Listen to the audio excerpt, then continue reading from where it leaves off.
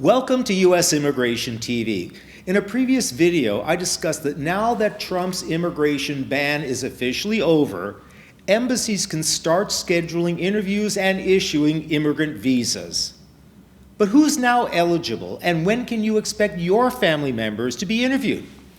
Well, I got some exciting news and developments, so make sure you watch this video to the end for the latest information. Now first, by way of background, Trump imposed an immigration ban, stopping interviews and visa issuance for most family and employment-based petitions. His reasoning was that with the high unemployment caused by the COVID-19 pandemic, he didn't want thousands of immigrants pouring into the U.S. and taking away jobs from Americans. Now, spouses and minor children of U.S. citizens were exempt from this immigration ban. Well, thankfully, the ban has now officially expired as of March 31, 2021.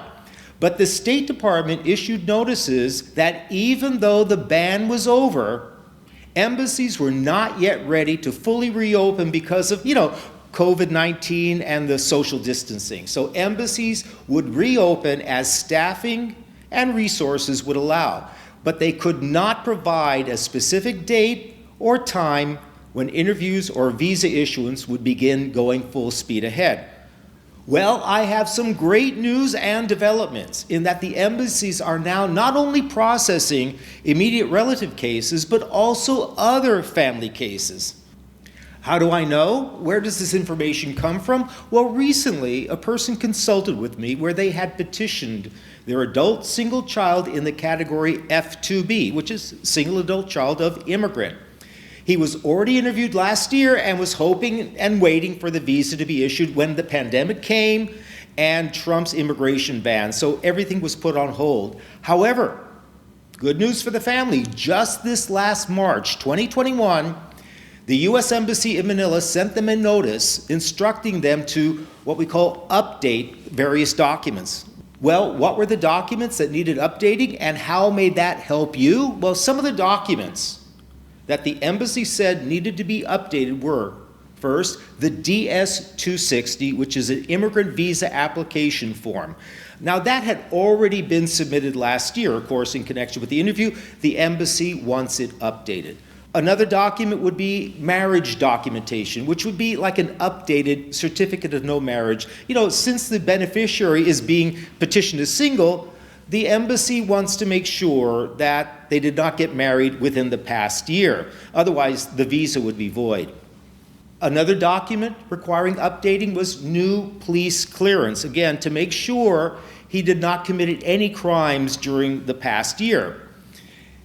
And the final thing the embassy asked for was new medical reports. So it seems to me that this will be the type of documents that will typically be requested if a person has already been interviewed. So if you or your family member abroad has already been interviewed, be prepared to obtain these type of documents. But I would advise you should probably wait until the embassy instructs you to gather the documents, because if you already gather them too early, they may expire or be outdated. Also, make sure that your passport is still valid.